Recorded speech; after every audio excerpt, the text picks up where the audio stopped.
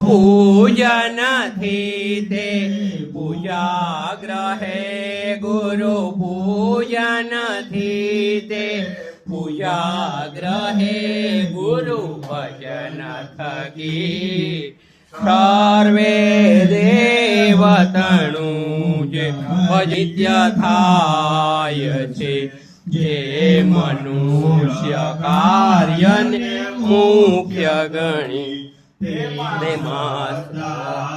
કરશે જ ગણી તે કોડીની લાલ જે કોશે મણી તે કોડીની લાલ જે કોશે મણી ગુરુ ભજન થકી સર્વે દેવતણું ભજન નિત્ય થાય છે